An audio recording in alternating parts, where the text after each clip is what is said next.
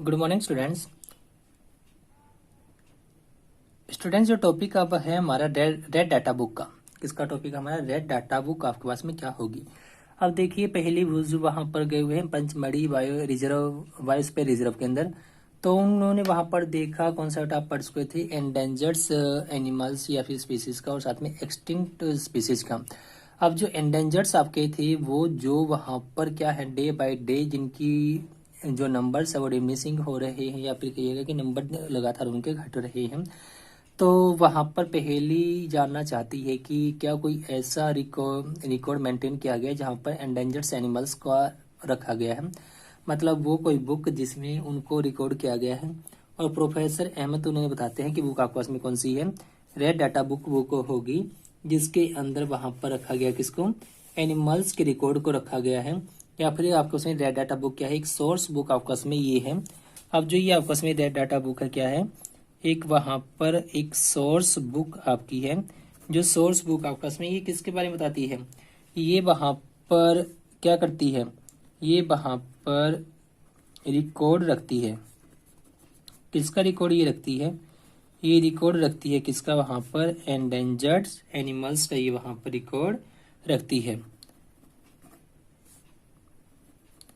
ठीक, तो आपके पास में जो ये था एंडेंजर्ड एनिमल्स, तो आपके पास में देखिए जो आपके पास में होता है डिफरेंट डिफरेंट बुक्स वहां पर हैं अवेलेबल आपके पास में रेड डाटा बुक, जिनमें डिफरेंट डिफरेंट एनिमल और प्लांट्स का रिकॉर्ड रखा गया। ध्यान रखना आपके पास में ये प्लांट्स और एनिमल्स वही हैं जो एंडेंजर्ड आपके हैं, नॉर्मल जो आपके हैं नहीं, उनको यहाँ पर नहीं रखा जाता। ठीक, और इसके बाद आपके पास में नेक्स्ट टॉपिक है, टॉपिक आपका है 10.17.10, और ये क्या है, ये वहां पर बताएगा माइग्रेशन को लेकर। किसको बताएगा है, माइग्रेशन को। अब देखिए आपके पास में प्लांट्स माइग्रेट नहीं करते, ध्यान रखना, लेकिन जो बर्ड्स आपके होते हैं वो माइग्रेट कर जाते हैं। माइग्रेशन का मतलब क्या है, माइग्रेशन का मतलब है कि आपके पास में कोई एक आपका जो पार्टिकुलर प्लेस था, इस प्लेस को आपने छोड़ना है और एक नए प्लेस पर आपने जाना है, या फिर अनदर प्लेस में आपने वहां पर जाना है। मतलब आपने अपना स्थान बदल लेना है, किसी भी कारण से आप उसको चेंज कर सकते हो। वो वहां पर क्लाइमेट कंडीशंस चेंज होने के कारण हो सकता है, या फिर डेफिशिएंसी ऑफ फूड के कारण हो सकता है, या फिर कोई अदर कंडीशंस आपके पास में वहां पर हो सकती हैं, कॉज आपके पास में बन सकते हैं। अब जब माइग्रेशन आपका हुआ, माइग्रेशन जनरली क्या है, एक प्लेस से दूसरे प्लेस पर जाना, ठीक, माइग्रेशन कहलाता है। अब जो माइग्रेशन आपके पास में है वहां पर, तो ये क्यों होता है, देखिए माइग्रेशन आपके पास में करते हैं जनरली वहां पर कौन, जो बर्ड्स आपके होते हैं ये वहां पर करते हैं माइग्रेशन। और ये माइग्रेशन वहां पर किस कारण से करते हैं, ये वहां पर माइग्रेशन करते हैं क्लाइमेटिक कंडीशंस के चेंज होने के कारण, क्लाइमेटिक चेंजेस के कारण ये वहां पर माइग्रेशन करते हैं। अब क्लाइमेटिकल कंडीशन के कारण वहां पर ये माइग्रेशन क्यों करते हैं, क्योंकि जिस कंडीशन में रहते हैं, जो भी वेदर इनका है या फिर वहां पर कंडीशंस हैं, अगर वो वहां पर क्या हो जाए, अगर वो वहां पर बहुत ज़्यादा ठंडे हो जाते हैं, और साथ में क्या हो जाए, साथ में अगर ये इनहॉस्पिटेबल आपके हो जाते हैं, तो उनके लिए कंफर्टेबल नहीं रहता वहां पर रह पाना, और वो उन कंडीशंस में या फिर उस क्लाइमेटिकल कंडीशन के अंदर अपने एग ले डाउन नहीं कर सकते। और अगर वो अपने एग ले डाउन नहीं करेंगे तो वो रिप्रोडक्शन प्रोसेस आपकी नहीं कर सकते हैं, और अगर रिप्रोडक्शन प्रोसेस वो नहीं कर पाएंगे तो उनकी पॉपुलेशन वहां पर फिर एंडेंजर्ड की तरफ हो जाती है। तो जो बर्ड्स आपके होते हैं वो वर्ल्ड के एक पार्ट से दूसरे पार्ट में, या फिर एक पार्टिकुलर प्लेस से दूसरे प्लेस पर ये माइग्रेट कर जाते हैं, जहां पर उनको सूटेबल कंडीशंस मिलते हैं, वेदर कंडीशंस उनको मिलते हैं। ठीक, और जो बर्ड्स आपका ऐसा करते हैं उन्हें नाम किसका दिया जाता है, उन्हें नाम दिया जाता है वहां पर माइग्रेटरी बर्ड्स का। क्या नाम होता है उनका, माइग्रेटरी बर्ड्स ये आपके कहलाते हैं। अब जो नेक्स्ट टॉपिक हमारा होगा 7.11, और ये टॉपिक हमारा क्या है, टॉपिक हमारा है वहां पर रिसाइकलिंग ऑफ पेपर। किसकी बात करनी है हमने, रिसाइकलिंग ऑफ पेपर की हमने यहाँ पर बात करनी है। रिसाइकल वर्ड का मीनिंग आप जानते हो, दोबारा से उसी को वहां पर बनाना, मतलब जो बना हुआ है उसको डिस्ट्रॉय करके फिर दोबारा से नया बनाना।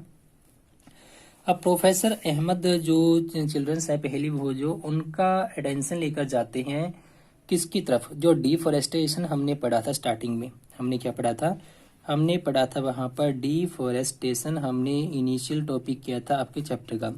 इसका कोज एक ये भी आपका है पेपर, क्या किया जाए वहां पर, इसका केस एक या कॉज वहां पर है पेपर। जो पेपर आप यूज करते हो राइटिंग के लिए, जो भी आप या फिर आपकी जो बुक्स है वो पेपर की बनी हुई है, ये आपके पास में बनता किससे पेपर? ये पेपर बनेगा वहां पर प्लांट वुड से। किससे बनेगा? Plant would say. अब जो प्लांट वुड से ये आपका बनता है तो नेचुरली की प्लांट्स को कट किया जाएगा। कट किया जाएगा तो ये डिफोरेस्टेशन आपका कहलाएगा। तो डिफोरेस्टेशन आपके पास में यहाँ पर है मेन, सॉरी, डिफोरेस्टेशन का एक मेन कॉज यहाँ पर पेपर का बनाना भी है।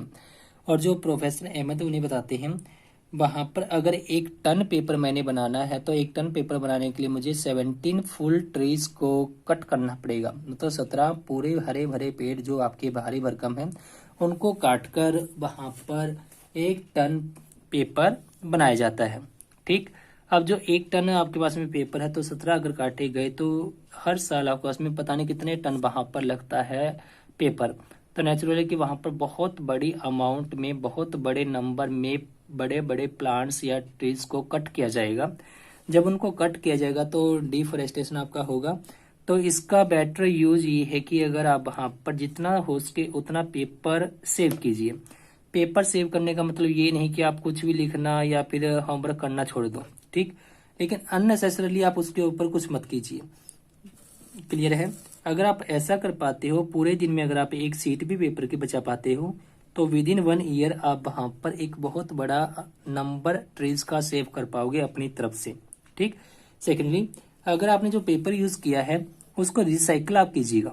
और एक जर्नल पेपर को आप 5 to 7 टाइम रिसाइकल कर सकते हो। कितनी बार रिसाइकल आपका हो सकता है? ये 5 to 7 टाइम ये आपका रिसाइकल हो सकता है। रिसाइकल आप कीजिएगा, रीयूज आप उसको कीजिएगा। साथ में आप वहां पर क्या कर सकते हो? आप वहां पर उसे सेव कीजिएगा। ठीक, सेव, रीयूज एंड रिसाइकल आप पेपर को कर सकते हो। और अगर आप पेपर को रिसाइकल करते हो, सेव करते हो, तो इससे आप वहां पर सिंपली पेपर ही सेव नहीं करते बल्कि साथ में एनर्जी और वाटर भी सेव करते हो। साथ में किसकी सेविंग है? साथ में वहां पर सेविंग है एनर्जी, और किसकी है वहां पर? वाटर की। एनर्जी इसलिए क्योंकि उसको बनाने के लिए, पेपर को बनाने के लिए जो मशीन आपके ऑपरेट होते हैं तो नेचुरली की मैकेनिकल एनर्जी वो यूटिलाइज करते हैं, वो एनर्जी आपकी बचेगी। साथ में उसमें जो वाटर डाला जाता है, जो पानी मिक्स किया जाता है, ये पानी भी आपका बहुत बड़े अमाउंट का बचेगा। ठीक। सेकेंडली, आप वहां पर जो हार्मफुल केमिकल्स आपके होते हैं, क्या होते हैं बात करेंगे हम इसी केस में हार्मफुल केमिकल्स की।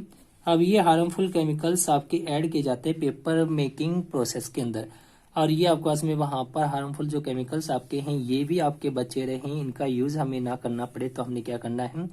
हमने वहां पर पेपर को सेव करना है। ठीक। अब जो नेक्स्ट टॉपिक हमारा है, जो 12th टॉपिक आपका होगा चैप्टर का, लास्ट टॉपिक आपका है, वो टॉपिक क्या है? टॉपिक हमारा है वहां पर रिफोरेस्टेशन। किसकी बात करेंगे? रिफोरेस्टेशन की हम ये बात करेंगे। अब रिफोरेस्टेशन आपका क्या होगा? ठीक।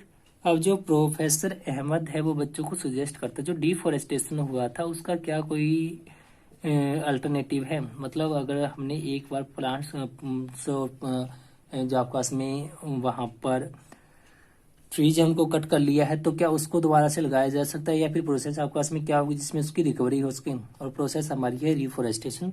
और रिफोरेस्टेशन आपके पास में क्या होगा? Reforestation is stocking of the destroyed forest by planting new trees. आपने क्या करना है? जो आपने डिफोरेस्टेशन के टाइम वहां पर ट्रीज को कट किया है उसी की जगह पर अपने न्यू ट्रीज को लगा देना है। ठीक, क्लियर? तो ये हमारा होगा रिफोरेस्टेशन। अब रिफोरेस्टेशन आपने बात करनी है वहां पर किसकी? फॉरेस्ट के अंदर। और जहां पर ये आपके पास में प्लांट आप लगाओगे या ट्रीज आप लगाओगे ये उसी स्पीसीज के होने चाहिए जो नेचुरली वहां पर ग्रो करते हैं, उसी स्पीसीज का आपके पास में हो। ठीक। सेकेंडली, ये तो आपके पास में था यहाँ पर मैन मेड कॉन्सेप्ट, मैन का कॉन्सेप्ट, क्योंकि डिफोरेस्टेशन भी आदमी ने ही किया था और इसको लगाएगा भी इंसान ही। लेकिन अगर आपने डिफोरेस्टेशन कर लिया है या बाय चांस किसी नेचुरल प्रोसेस के कारण वो वहां पर डिफोरेस्टेशन हुआ है, वो ड्राफ्ट्स आपका हो या फिर आपस में फ्लड हो, उसके कारण भी हो सकता है।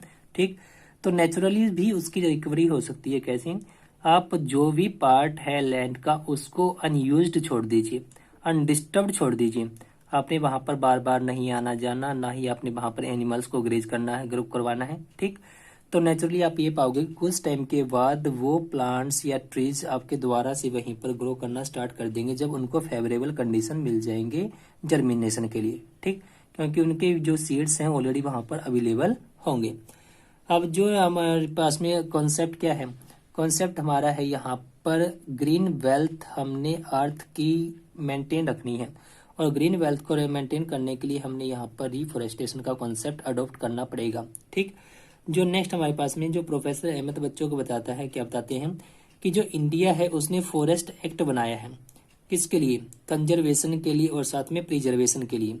जो आपके प्लांट्स एनिमल्स हैं उनको कंजर्व और प्रिजर्वेशन करने के लिए फॉरेस्ट एक्ट बनाया गया है, ठीक। और इस एक्ट के अकॉर्डिंग आप वहां पर अननेसेसरली नहीं एंट्री कर सकते हो और ना ही आप किसी भी चीज को डिस्टर्ब वहां पर कर सकते हो। क्लियर।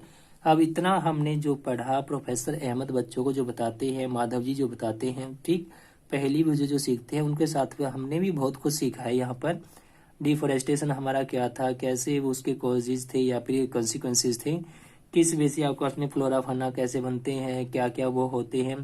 क्लियर। कैसे आप वहां पर रिफोरेस्टेशन की तरफ जाते हो, रेड डाटा बुक आपका क्या था, ये सब कॉन्सेप्ट हम यहाँ पर पढ़कर आए हैं और यहीं पर आपका चैप्टर नंबर जो 7th है कंप्लीट होता है।